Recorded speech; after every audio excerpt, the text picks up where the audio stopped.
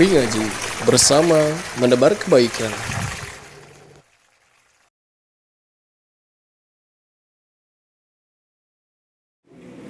Assalamualaikum warahmatullahi wabarakatuh. Innal hamdalillah nahmaduhu wa nasta'inuhu wa nastaghfiruh wa na'udzu billahi min shururi anfusina wa min sayyiati a'malina. Fa innahu man yahdihillahu fala mudilla lahu wa man yudlil fala hadiya lahu. Asyhadu an la ilaha illallah wahdahu la syarika lahu وأشهد أن محمدا عبده ورسوله صلوات الله عليه وعلى آله وأصحابه ومن تبعهم بإحسان إلى يوم الدين. يا أيها الذين آمنوا اتقوا الله حق تقاته ولا تموتن إلا وأنتم مسلمون. يا أيها الناس اتقوا ربكم الذي خلقكم من نفس واحدة وخلق منها زوجها وبث منهما رجالا كثيرا ونساء واتقوا الله الذي تساءلون به والأرحام إن الله كان عليكم رقيبا. يا أيها الذين آمنوا اتقوا الله وقولوا قولا سديدا يصلح لكم أعمالكم ويغفر لكم ذنوبكم ومن يطع الله ورسوله فقد فاز فوزا عظيما. ثم أما بعد. Hadirin wal hadirat rahimani wa rahimakumullah jami'an. Alhamdulillah, kita bersyukur kepada Allah Subhanahu wa taala pada kesempatan malam hari ini kita diberikan waktu dan kesempatan oleh Allah Subhanahu wa taala untuk mencari ilmu, untuk hadir di majelis ilmu, mengkaji Al-Qur'an, mengkaji kitabullah, membaca Al-Quran, memahami kitabullah. Sebagian salaf mengatakan bahwasanya seorang tidak akan mendapatkan ilmu kecuali dengan adab. Dan dengan ilmu seseorang akan mendapatkan amalan yang benar. Dengan amalan yang benar seseorang akan mendapatkan hikmah di dalam kehidupannya. Ketika seseorang mendapatkan hikmah di dalam kehidupannya, dia akan mampu berlaku zuhud terhadap dunia. Dan dengan dia zuhud terhadap dunia, otomatis dia akan meninggalkan dunia tersebut.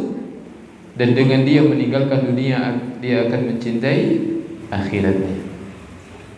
Maka kita semuanya hari ini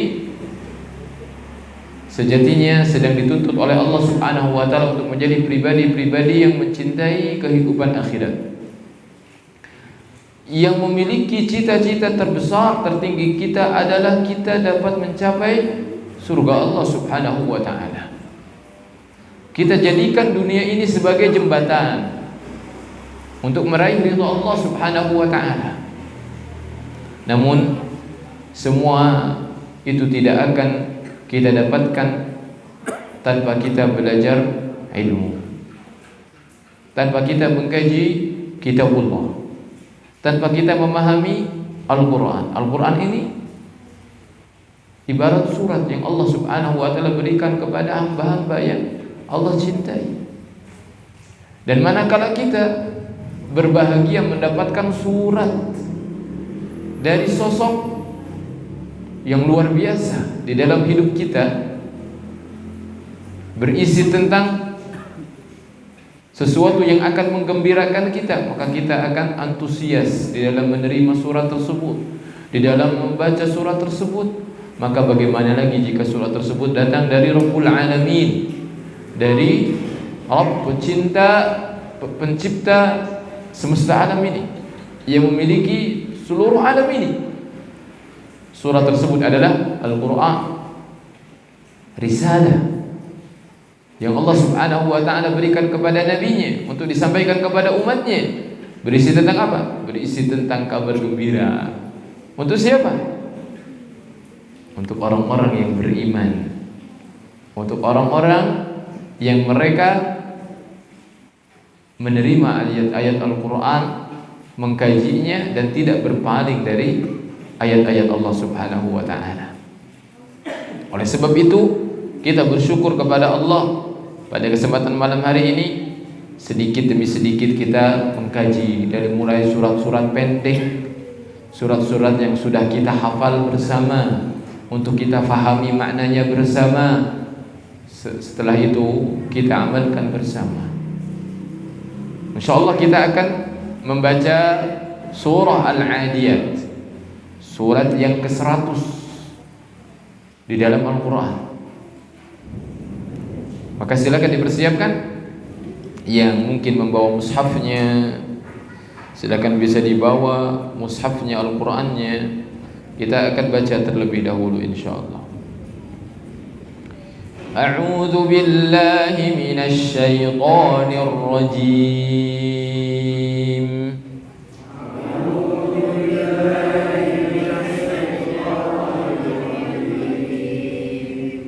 Bismillahirrahmanirrahim.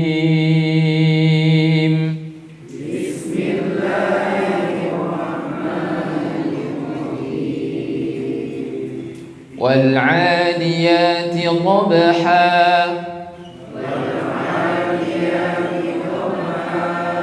فالموريات قدحا فالمغيرات صبحا فأثرن به نقعا فوسطن به جمعا إن الإنسان لربه لكنود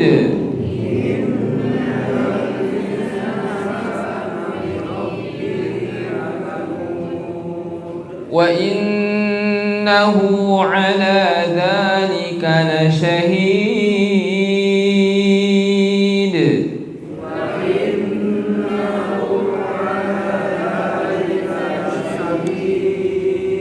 وإنه لحب الخير لشديد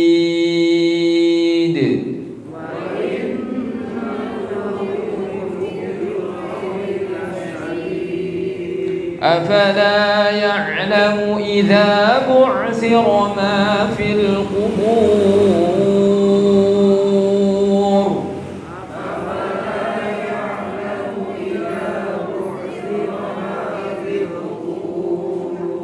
وحصل ما في الصدور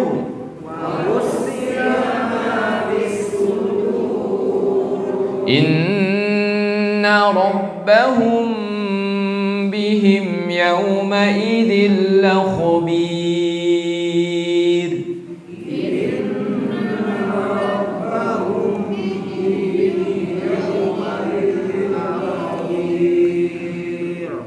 Ya, surah Al-Adiyat surat yang ke-100 memiliki 11 ayat. Nah, sebagian ulama mengatakan bahwasanya surat ini diturunkan sebelum Nabi SAW hijrah ke Madinah. Kenapa? Karena membahas tentang rahasia hati yang Allah Subhanahu wa taala akan bongkar nanti di hari kiamat. Dan itu merupakan ciri khasnya surat-surat yang diturunkan sebelum Nabi hijrah ke Madinah. Selalu menceritakan tentang kejadian-kejadian tentang hari kiamat, termasuk ketika Allah akan membongkar seluruh rahasia yang ada di dalam dada-dada manusia. Namun sebagian lagi ada yang mengatakan surah ini turun setelah Nabi SAW hijrah ke Madinah, sehingga dinamakan dengan surah Madaniyah. Kenapa demikian? Karena di dalam surah ini diceritakan tentang fenomena perang. Wal 'adiyati dhabha fal muriyati qadha fal mughirati subha. Sedangkan perang ini baru terjadi kapan? terjadi ketika Nabi sallallahu alaihi wasallam hijrah ke Madinah. Perang apa yang pertama dalam Islam? Perang Badar, Al-Badarul Kubra, di mana kaum muslimin mendapatkan kemenangan yang besar pada saat itu. Namun ala kulli hal, ya, bahwa surah Al-Adiyat ini yang dinamakan juga dengan surah Wal-Adiyati Dhabha. Jadi para ulama ada yang mengatakan ini namanya surah Al-Adiyat atau namakan dengan surah Wal-Adiyati Dhabha, yaitu mengambil potongan ayat pertama Wal-Adiyati Dhabha. Secara urutan maka surah ini terletak setelah surah Al-Zalzalah. Hanya saja kita membahasnya dari akhir, tidak dari awal surah Al-Fatihah kemudian Al-Baqarah. Dia memiliki kaitan dengan surah sebelumnya, surah yang ke-99.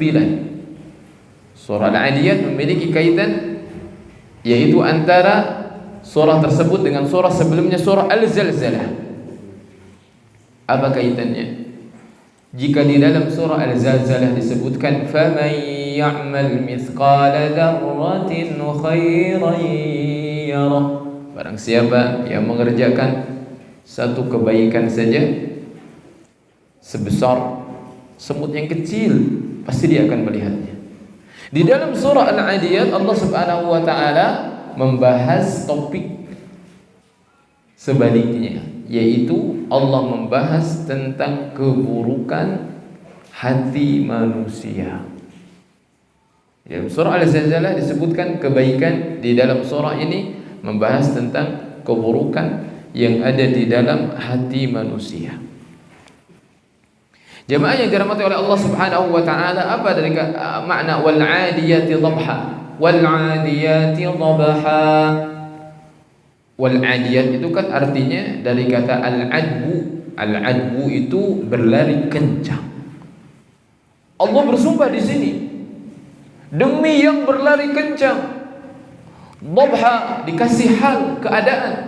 Dhabhan yaitu dalam keadaan terengah-engah. Haheho kalau bahasa sini, ya, yang berlari kencang dalam keadaan terengah-engah. Karena dhabha itu adalah suara yang keluar di saat, ya, seorang berlari kencang. Allah Subhanahu wa taala tidak menyebutkan siapa dan apa yang berlari di sini, sehingga ini menghasilkan sedikit polemik, perbedaan pendapat di kalangan para ulama, bahkan di kalangan para sahabat. Apa yang dimaksud dengan wal 'adiyat? Apa yang berlari kencang itu? Maka Ibnu Abbas mengatakan itu adalah kuda-kuda perang, kata beliau. Kenapa demikian?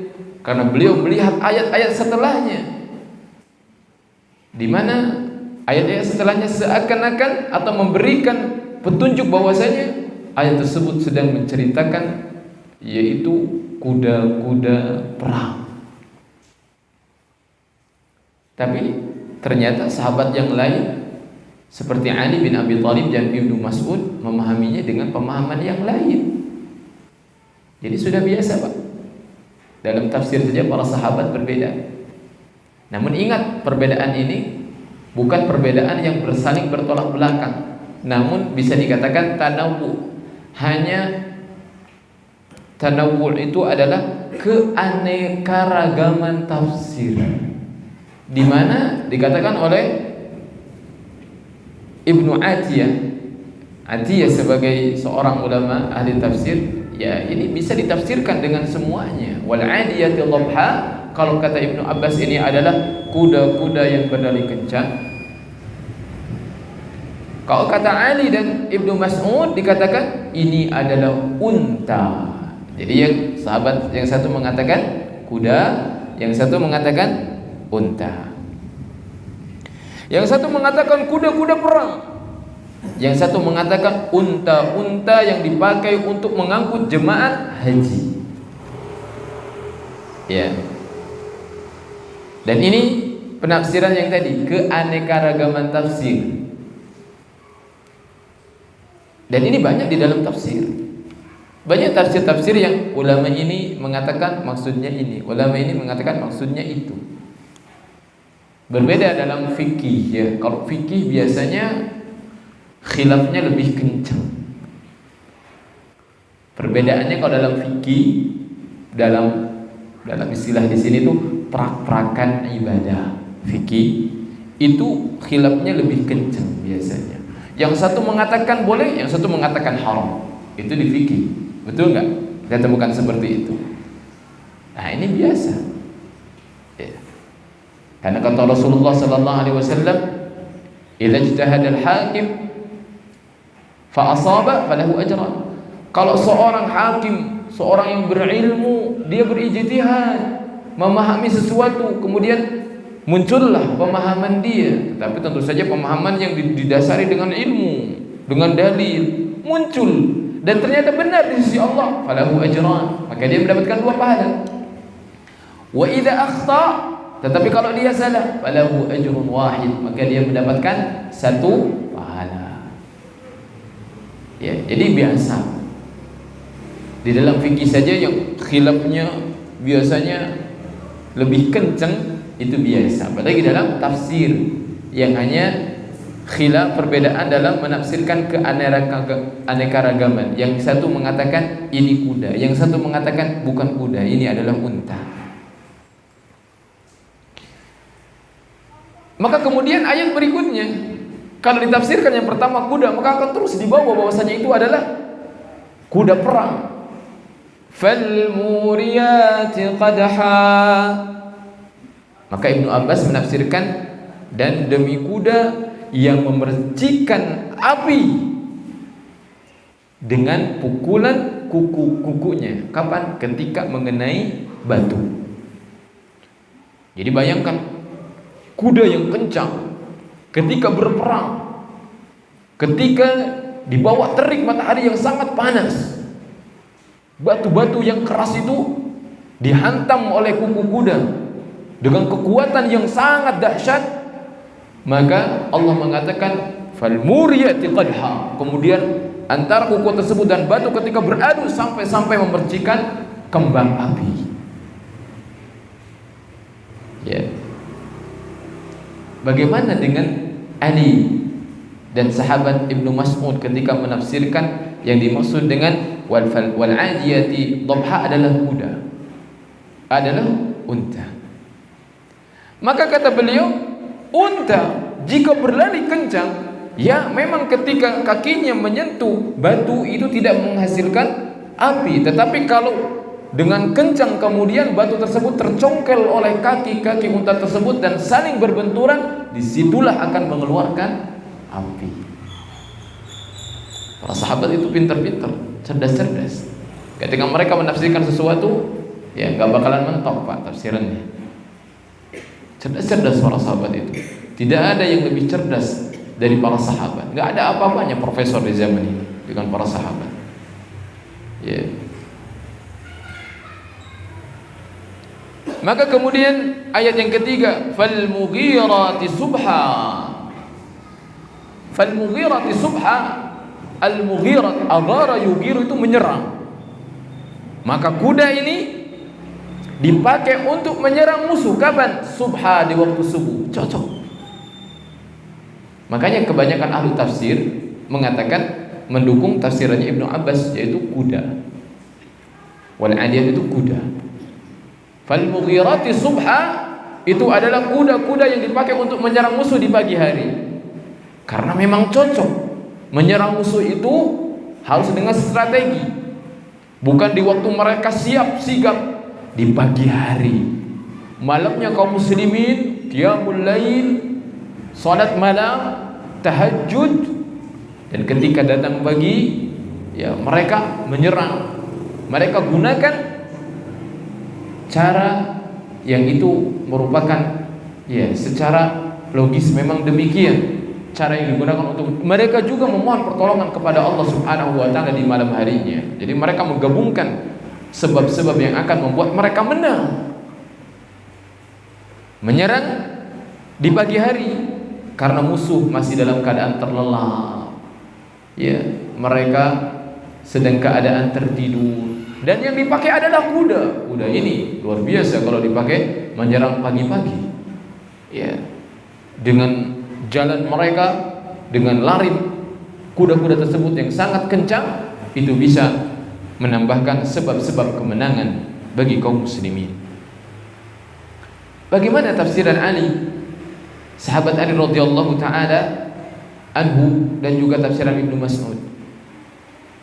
Fal mughirati subha adalah unta yang mengangkut jemaah haji dari Muzdalifah ke Mina. Kapan ini? Ketika musim haji. Ya, sebagaimana mungkin kita tahu rangkaian haji. Pada tanggal 8 jemaah haji menuju ke Mina. Melaksanakan ibadah zuhur, asar, kemudian maghrib, isya dengan dijamak salatnya. Kemudian besoknya ketika tanggal 9 pagi-pagi mereka berangkat kemana? Ke Arafah untuk wukuf di Arafah. Mereka sampai di Arafah, ya, nanti sholat zuhur, sholat asar, nanti diqasar dan dijamak. Kemudian ketika terbenam matahari, mereka bertolak lagi ke Muzdalifah. Mabit di mana? Di Muzdalifah. Bagi yang tua, wanita, anak-anak yang tidak bisa tinggal lama di Muzdalifah, bisa segera menuju ke Mina di akhir malam. Adapun bagi yang kuat-kuat, laki-laki yang sehat-sehat, maka mereka sampai salat di Muzdalifah, salat subuh. Kemudian berdoa setelah itu, memohon kepada Allah Subhanahu wa taala di mana? Sebagaimana kata Allah Subhanahu wa taala, fa idza afattum min arafatin fadhkurullaha 'indal masy'aril haram. Di Masy'aril Haram mereka berdoa kepada Allah Subhanahu wa taala sampai terbit matahari, sampai matahari terang menguning, maka mereka bertolak dari Muzdalifah ke mana? Ke Mina. Tanggal 10 untuk melaksanakan mereka melaksanakan melempar jamarah, kemudian menyembelih bagi yang tamattu atau qarin, haji tamattu atau haji qarin, atau juga mereka akan tahallul nanti, al-halq, kemudian tawaf ifadah, kemudian sa'i haji. Nah, jadi lihat, dikatakan fal mughirati subha, ini adalah ketika unta-unta berjalan cepat dari Muzdalifah menuju ke Mina di pagi hari. Ya. Kemudian Allah Subhanahu wa taala berfirman, fa atharna bihi naqa, sehingga kuda-kuda tersebut atau unta-unta tersebut, jika ditafsirkan dengan unta, akan menerbangkan debu ketika mereka berjalan di padang pasir. Pada tanah yang berdebu akan menerbangkan debu. Fawasatna bihi jam'an. Kemudian kuda-kuda tersebut masuk ke dalam jam'a. Jam'a itu apa? Pasukan musuh.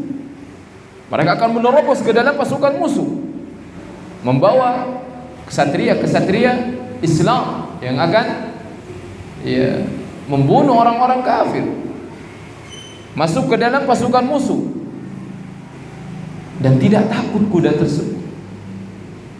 Adapun menurut tafsiran sahabat Ali radhiyallahu taala dan Ibnu Mas'ud, ya, maka yang dimaksud fawasat nabihi jam'a, ya, unta tersebut masuk ke dalam jam'a. Apa itu jam'a? Kata Rasulullah sallallahu alaihi wasallam, wa waqaftu hahuna, aku wukuf di Muzdalifah. Wa jam'un kulluha mauqif, dan jam'un ini seluruhnya adalah tempat wukuf. Masya Allah. Ketemu sampai akhir ayat pun ketemu. Fawasatna bihi jam'un di sini kalau menurut Ibnu Abbas ya pasukan, jam'a itu jam'un kan gerombolan pasukan, masuk tuh kuda ke barisan musuh. Adapun menurut sahabat Ali radhiyallahu taala di mana unta-unta tersebut membawa jamaah haji masuk ke jam'un. Mana? Ya area wukuf di sana. Ya. Nah.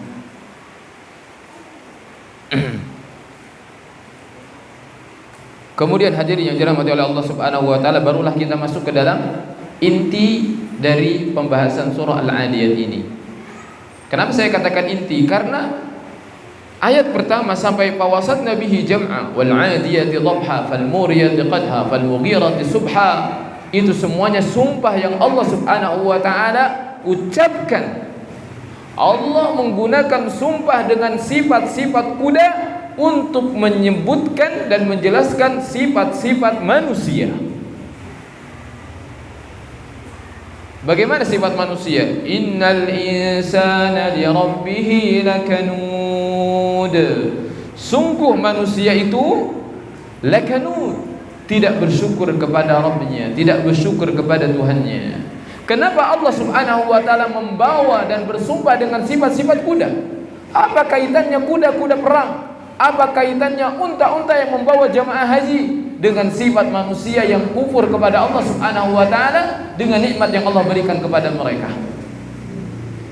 Maka rahasianya adalah jika kita memelihara kuda, kuda tersebut diberi makan, diberi minum, kita urus dia, maka kuda tersebut akan berbakti kepada tuannya. Sampai-sampai ketika kuda tersebut dibawa untuk berperang, maka dia akan berperang. Dibawa oleh tuannya ke barisan mukus, dia tidak akan mundur, dia akan maju terus. Kenapa? Karena dia telah diurus selama ini oleh tuannya. Maka saat itulah dia berbakti kepada tuannya. Itulah kuda. Sehingga Allah bersumpah dengan kuda-kuda perang. Demikian juga unta. Ketika unta diurus, diberi makan, diberi minum, maka bagaimana unta tersebut membawa beberapa kilometer, berkm-km jamaah haji, namun dia tidak mengeluh, dia kuat. Kenapa? Karena dia bersyukur kepada tuannya. Namun lihat manusia, innal insana li rabbih lakanud. Heran manusia itu. Allah telah berikan berbagai macam kenikmatan kepadanya, namun dia kufur kepada Allah Subhanahu wa taala. Bahkan dikatakan kanud. Apa itu kanud? Dikatakan oleh Al-Imam Al-Hasan Al-Basri bahwasanya kanud itu adalah huwal kufur alladhi ya'udul masaib wa yansa ni'ama rabbih, yaitu sifat kufur manusia yang dia sering mengingat-ingat musibah yang telah menimpa dia, namun melupakan kenikmatan-kenikmatan yang Allah berikan kepada dia. Dikatakan oleh Al-Fudail Ibn Iyad, beliau mengatakan al-kanud alladhi ansathu al-khaslatul wahidatu minal isa'atil khisal al-katsira minal ihsan. Kanud itu manakala satu keburukan melupakan beribu kebaikan. Wasyakur lawannya adalah syakur. Orang yang pandai bersyukur kapan? Ketika satu kebaikan mampu melupakan beribu keburukan. Itu syakur. Sedangkan manusia ini kebanyakannya kufur. Innal insana lakafur, kata Allah, manusia itu betul-betul kufur. Ketika ditimpa satu musibah, dia mengeluhnya. Dia mengeluh, dia putus asa, dia melupakan bertahun-tahun lamanya Allah berikan kesehatan kepada dia, enggak hitung itu kenikmatan yang Allah beri. Namun ketika diberikan musibah, dia mengeluh. Dia bercerita kepada manusia, bahkan seolah-olah mengeluhkan Allah kepada manusia. Ketika sakitnya tidak kunjung sembuh. Demikian juga manusia sifatnya ketika orang lain memberikan banyak kebaikan kepada dia, kemudian orang lain tersebut melakukan kesalahan kepada dia, maka satu kesalahan tersebut langsung melupakan kebaikan-kebaikan yang sangat banyak. Lawannya adalah syakur. Yang syakur ini sedikit, kata Allah Subhanahu wa taala dalam Al-Qur'an, wa qalilum min ibadiyasy syakur. Sedikit dari hamba-hambaku yang syukur, yang sampai derajat syakur. Apa derajat syakur itu? Yaitu ketika seseorang diberikan kebaikan yang sedikit atau satu kebaikan, lantas setelah itu lupa musibah-musibah yang selama ini menimpa dia. Ketika dia ditimpa kemiskinan bertahun-tahun lamanya, ketika dia belum pernah makan hidangan yang enak bertahun-tahun lamanya, kemudian suatu hari dia disuguhkan suatu makanan yang enak, maka dia bersyukur, berterima kasih kepada Allah. Ya Allah, berterima kasih kepada Allah Subhanahu wa taala. Itulah hamba yang syakur. Adapun yang kufur sebaliknya. Diriwayatkan bagaimana Nabi Ayyub alaihi salam, beliau ditimpa penyakit kulit, sampai-sampai dagingnya itu mengeluarkan belatung. Nabi Ayyub alaihi salam, nabi yang mendapat predikat sabira, orang yang bersabar. Kenapa? Karena penyakitnya tidak menjadikan beliau berhenti beribadah kepada Allah Subhanahu wa taala. Suatu hari seseorang mengatakan kepada Ayyub, "Hei Ayyub, mintalah kesembuhan kepada Allah Subhanahu wa taala." Apa yang beliau katakan? "Aqamtu fin na'imi 70 sana." Aku telah diberikan oleh Allah kenikmatan 70 tahun. Berarti menunjukkan Nabi Ayyub ini diberikan ujian penyakit oleh Allah Subhanahu wa taala ya setelah melampaui usia 70 tahun. Aku telah diberikan karunia sehat oleh Allah Subhanahu wa taala selama 70 tahun. Wa uqimu fil bala'i sab'a sinin. Sedangkan aku baru diberikan cobaan ini 7 tahun. Maka beliau setelah itu memohon kepada Allah kesembuhan, namun dengan kata-kata yang sangat menyentuh. Apa yang beliau katakan? Anni massani ad-durru wa anta arhamur rahimin. Ini juga bisa diamalkan oleh kita. Kalau kita ditimpa musibah oleh diberikan musibah oleh Allah Subhanahu wa taala, coba kita doa dengan doa Nabi Ayyub. Anni massani ad-durru wa anta arhamur rahimin. Ya Allah, ya Allah, aku telah ditimpa dengan penyakit ini ya Allah, ditimpa dengan kesulitan ini ya Allah. Jadi kita itu seolah-olah mengadukan kepada Allah, padahal Allah pun tahu. Allah telah tahu. Allah bukannya tidak tahu dengan keadaan Ayyub, dengan keadaan kita. Namun ini kita kepada Allah Subhanahu wa taala seolah-olah seorang anak laporan kepada orang tuanya. Paham tidak? Anak laporan kepada orang tuanya mengharap apa? Mengharap belas kasihan. Kita juga laporan kepada Allah Subhanahu wa taala sebagaimana Ayyub alaihissalam, "Anni massani ad-durru wa anta arhamur rahimin." Dan engkau adalah yang paling penyayang di antara para penyayang, kata Ayyub alaihissalam. Lihat, engkau adalah arhamur rahimin, yang paling penyayang di antara semua yang memiliki kasih sayang. Di antara para penyayang, engkau ya Allah yang paling sayang itu. Padahal Ayyub tahu penyakit ini dari siapa? Dari Allah Subhanahu wa taala. Dan tidak mencela Allah, justru malah mengatakan wa anta arhamur rahimin. Para nabi luar biasa, yang patut kita contoh, kita jadikan suri tauladan. Ya. Jadi seperti itu jemaah yang dirahmati oleh Allah Subhanahu wa taala. Siapapun di antara kita yang ditimpa oleh musibah, maka ingatlah nikmat yang telah Allah berikan sekian lama kepada kita.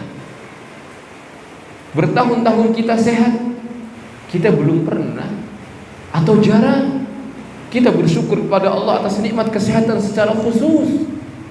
Namun manakala Allah berikan ujian sedikit saja, seakan-akan kita belum pernah diberikan kesehatan oleh Allah Subhanahu wa taala. Kita mengeluh, meracau, bahkan kita mengeluh kepada manusia, menceritakan seluruh penderitaan kita kepada manusia. Ceritakan kepada Allah saja. agar Allah merahmati kita. Kemudian berikutnya Allah berfirman, wa innahu ala dzalika lasyahid, dan sesungguhnya dia ala dzalika, terhadap sesuatu itu, lasyahid, betul-betul menyaksikan. Atas apa dan siapa yang menyaksikan itu? Wa innahu, mayoritas para ulama, kebanyakan para ulama mengatakan wa innahu, sesungguhnya dia itu adalah siapa? Allah Subhanahu wa taala. Ala dzalika, atas hal itu. Apa hal itu? Atas pengingkaran manusia yang banyak mengeluh, yang banyak kufur, la syahid, Allah betul-betul tahu. Manusia itu ingkar, manusia itu kufur, Allah tahu. Jangan sampai menyangka di antara kita bahwasanya ketika kita menyembunyikan kebakhilan dalam diri kita, kemudian kita mengeluhkan segala musibah ini kepada manusia, Allah tidak tahu. Allah tahu. Wa innahu ala dzalika lasyahid. Sedangkan sebagian para ulama mengatakan wa innahu, dan sesungguhnya dia tersebut kembali kepada ayat sebelumnya. Siapa? Manusia itu sendiri.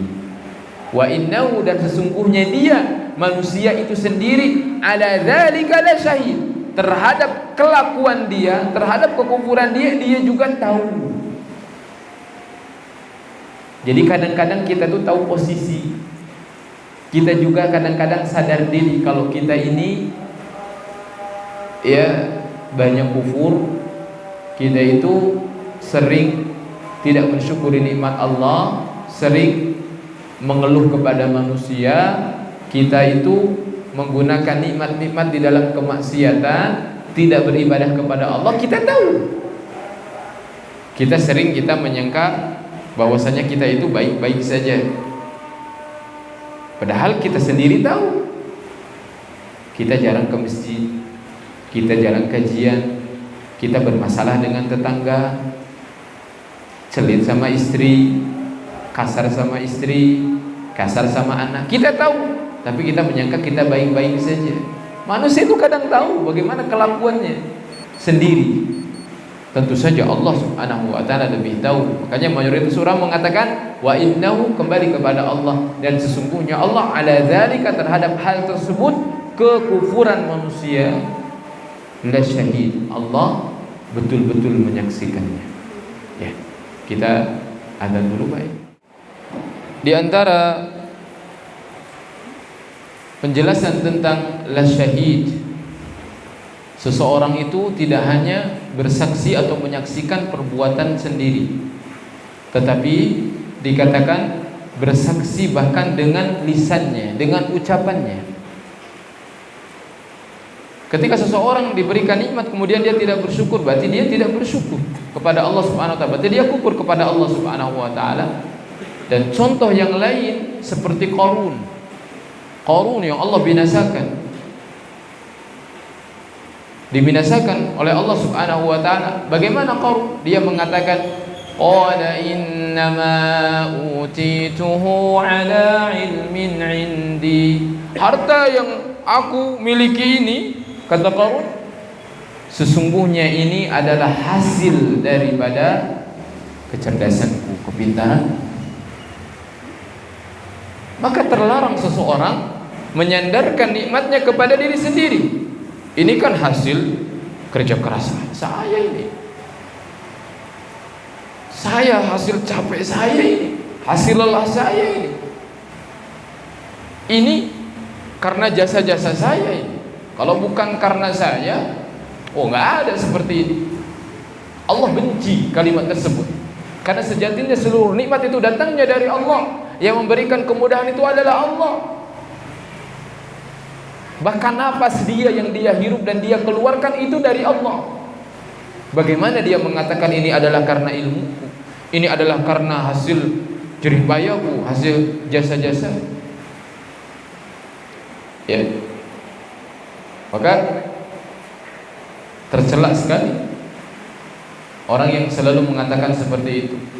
Ya, kita seringkali, kita banyak di dalam bermasyarakat, siapapun itu kadang-kadang ya diuji oleh Allah Subhanahu wa taala dengan ucapan seperti itu.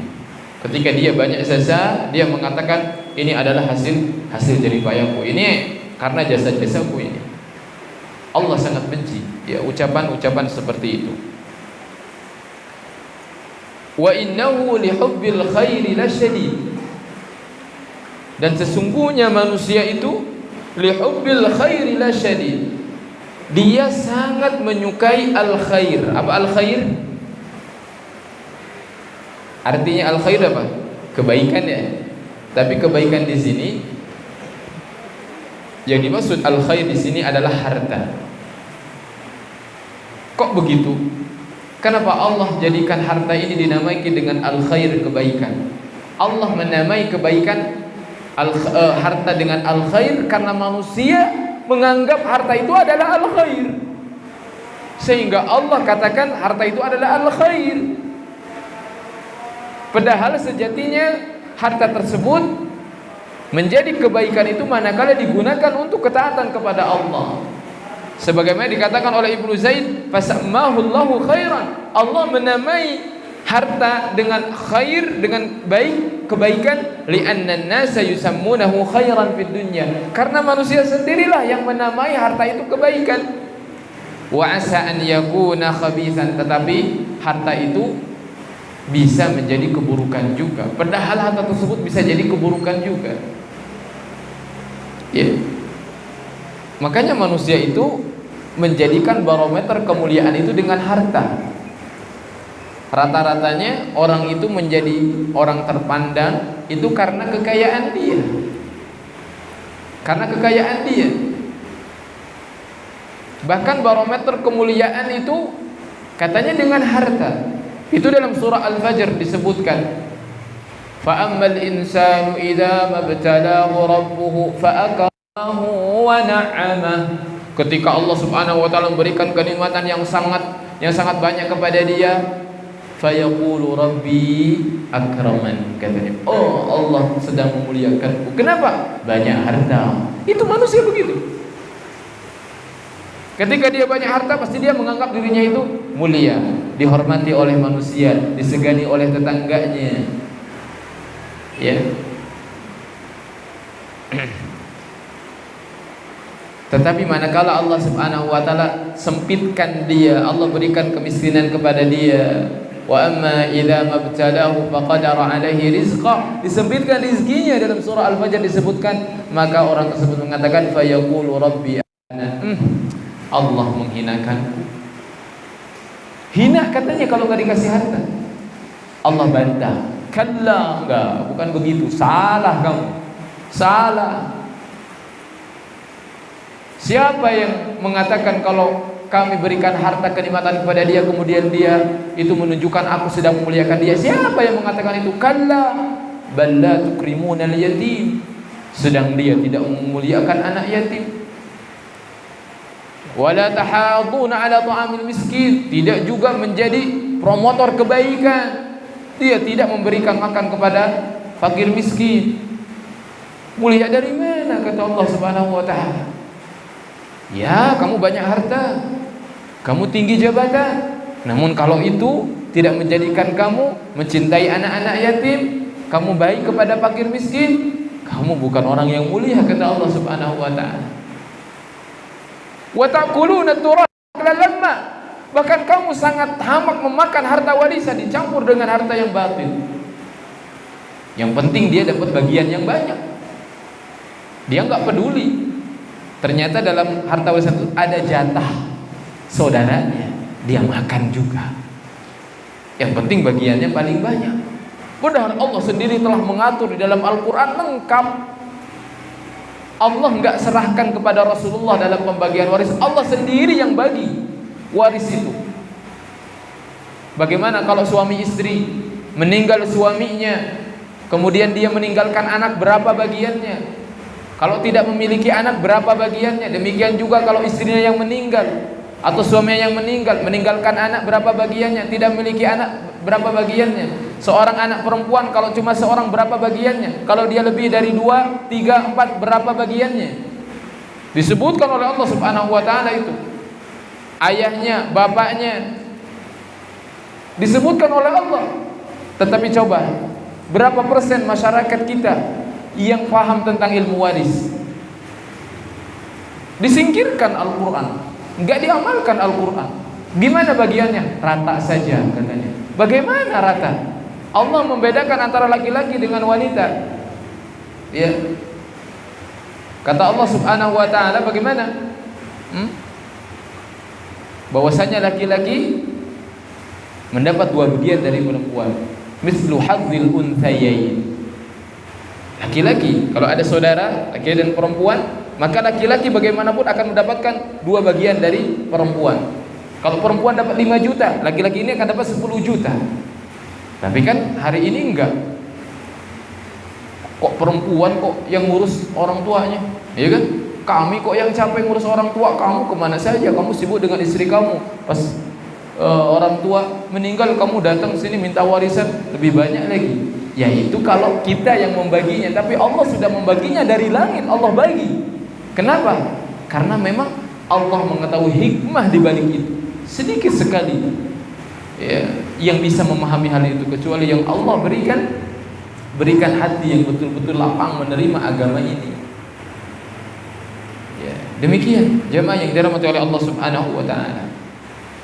Dan Al-Qur'an, wa ta'kuluna at-turatha aklan lamma wa tuhibbuna al-mala hubban jamma, dan kamu berlebihan di dalam mencintai harta. Jemaah yang dirahmati oleh Allah Subhanahu wa taala, kita di dunia ini enggak mungkin hidup tanpa harta, enggak mungkin. Orang sezuhud-zuhudnya tidak membutuhkan harta, tidak mungkin. Namun ya, manusia ini pun harus melewati dunia ini sebelum menuju akhirat. Artinya menjadikan dunia ini jembatan dia menuju akhirat. Berarti hakikatnya tujuan dia, cita-cita dia adalah akhirat, bukan dunia.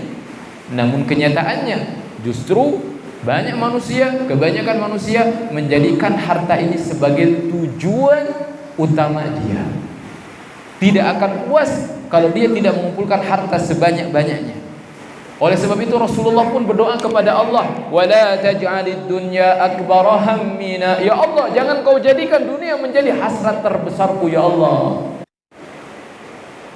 Karena bagaimanapun juga kita, yaitu manusiawi, orang suka uang, suka emas, ya. Dunia, jabatan, semuanya orang menyukainya.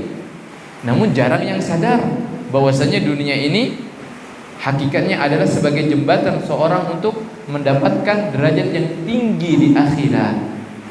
Seperti para sahabat radhiyallahu taala anhum diceritakan, dhahaba ahlud duzur bil ujur yusalluna kama nusalli wa yasumuna kama nasumu. Tuh lihat orang-orang kaya, mereka memborong pahala, mereka salat sebagaimana kami salat, mereka puasa sebagaimana kami berpuasa, tapi mereka bersedekah dengan keutamaan harta mereka. Kami orang-orang miskin tidak bisa melakukan sedekah. Mengadu kepada Rasulullah. Kenapa? Karena orang kaya pahalanya double-double dia. Salat iya, puasa iya, tapi mereka bisa sedekah. Orang miskin, salat iya, puasa iya, tapi nggak bisa sedekah. Tapi hari ini kebanyakan orang yang kaya, mereka nggak salat, mereka nggak sedekah. Baiknya di mana? Coba. Baiknya di mana? Ya. Kemudian berikutnya, ya, berapa ayat lagi? 2 ayat lagi. 3 ayat. Afala ya'lamu idza bu'sira ma fil qubur, kata Allah. Apakah dia manusia itu tidak mengetahui ketika mereka akan dibangkitkan, ya, ketika apa yang ada di dalam kubur dikeluarkan? Apakah mereka tidak mengetahui ketika apa yang di dalam kubur dikeluarkan? Mengetahui apa? Sengaja oleh Allah dirahasiakan. Mengetahui apa? Oleh Allah tidak disebutkan. Kenapa? Agar hal ini menjadikan umum. Kenapa? Banyak nanti yang akan diketahui oleh manusia ketika apa yang dalam kubur itu dibangkitkan. Kebakhilan dia, kekikiran dia, kelalaian dia, kesombongan dia, semuanya Allah akan bongkar di hari kiamat. Abala ya'lam, kata Allah. Tidakkah dia mengetahui?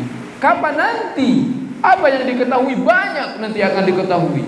Semua kemaksiatan dia Allah akan bongkar nanti di hari kiamat.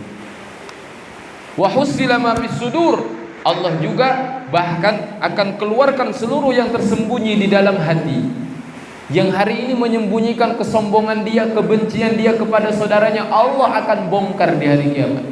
Semuanya Allah akan tampakkan. Kebakhilan dia Allah akan keluarkan. Karena seseorang itu ya banyak menyembunyikan kebakhilan dalam dirinya. Kata Rasulullah sallallahu alaihi wasallam, "Wala yajtami'u syuhu wal iman fi qalbi 'abdin abada." Tidak akan berkumpul bakhil dan keimanan di dalam hati seorang hamba selama-lamanya. Ketika Rasulullah sallallahu alaihi wasallam memerintahkan istri-istrinya untuk menyembelih menyembelih kambing, memerintahkan istri-istrinya untuk membagikan kepada tetangganya, kata Rasulullah sallallahu alaihi wasallam kepada Aisyah, qala ma baqiyat minha, apa yang tersisa wahai Aisyah? Kata Aisyah, ma baqiya minha illa katifuha, tidak ada yang tersisa ya Rasulullah kecuali punggungnya. Apa kata Rasulullah sallallahu alaihi wasallam? Baqiyat kulluha illa katifuha. Salah Aisyah, yang tersisa itu semuanya kecuali punggungnya enggak tersisa. Loh kok bisa begitu? Iya, yang diinfakkan itulah yang akan kita panen di hari kiamat. Tetapi yang kita makan akan hanya menjadi kotoran saja. Yang Bapak Ibu sekalian infakkan itulah yang akan menjadi tabungan sejatinya di hari kiamat yang akan kita panen. Adapun yang kita makan itu bukan untuk kita, itu untuk perut kita saja. Setelah itu tidak menjadi apa-apa. Iya. Sedangkan hari kiamat disebutkan oleh Rasulullah sallallahu alaihi wasallam, yuhsyarun nasu yaumal qiyamati hurafatan uratan ghurla buhma. Di hari kiamat manusia akan dikumpulkan hufatan, tidak pakai sandal, uratan, tidak pakai baju, ghurla, tidak berkhitan, buhma, tidak membawa apa-apa. Laki-laki tidak akan berkhitan di hari kiamat. Mana Ustaz tidak bisa khitan? Kan kita sudah dikhitan. Bahkan mungkin daging yang sudah terpisah dari diri kita sudah kemana, Allah mampu mengembalikan itu di hari kiamat. Akan kembali lagi kepada jasad kita. Tidak berkhitan, tidak membawa apa-apa, kata Allah Subhanahu wa taala. Nah, inna rabbahum bihim yawma idzil khabir. Dan Allah pada hari itu, nah, di hari kiamat Maha teliti terhadap keadaan mereka. Yang baik Allah akan balas dengan kebaikan, yang buruk Allah akan balas juga dengan siksanya. Dan kata khabir ini lebih khusus lagi dari kata alim. Alim itu kan mengetahui, kalau khabir ini teliti. Makanya kata-kata khabir ini juga digunakan dalam urusan sedekah, Pak. Kata Allah Subhanahu wa taala, in tubdus shadaqati fa ni'mahi. Kalau kalian menampakkan sedekah kalian, bagus, kata Allah. Bagus, baik. Orang juga kadang-kadang dituntut untuk menampakkan sedekah. Ya, Pak RT, Pak RW, ya, presiden mungkin, para ustaz, tampakkanlah sedekah. Supaya apa? Supaya umatnya ngikut, supaya rakyatnya ngikut. Nih, saya pemimpin, dicontohin nih, begini sedekah, oh ikut. Bagus.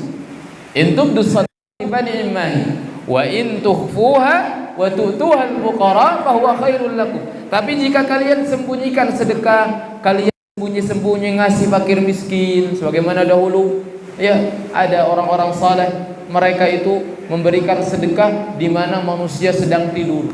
Tiba-tiba ada saja beras di depan pintu mereka. Tidak tahu bertahun-tahun lamanya. Diketahui itu ketika dia meninggal saja. Ketika dia meninggal, maka didapatkan di pundaknya itu bekas manggul. Dan ternyata setelah dia meninggal, masyarakat mendapatkan beras lagi. Oh, ternyata selama ini dia yang bersedekah ini. Fa huwa khairul lakum, kata Allah, itu lebih baik. Jadi kalau dibandingkan mana seorang secara umum ini, apakah seorang menampakkan sedekahnya atau menyembunyikannya? Maka yang lebih baik yang menyembunyikannya. Bahwa khairul lakum, itu lebih baik, kata Allah. Meskipun semuanya Allah katakan wa yukaffiru ankum min sayyi'atikum, Allah akan hapus dengan itu, sedekah itu menghapus ya kesalahan-kesalahan dosa-dosa. Wallahu bima ta'maluna khabir. Jadi Allah tahu yang disembunyikan sedekahnya, Allah tahu.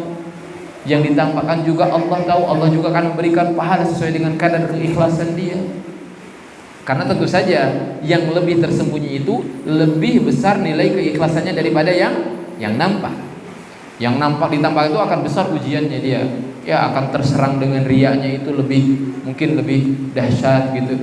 Kalau yang disembunyikan lebih aman dari riya. Ya. Maka jamaah yang dirahmati oleh Allah Subhanahu wa taala, ayat ini ditutup dengan kata khabir supaya kita hati-hati. Karena Allah Maha teliti.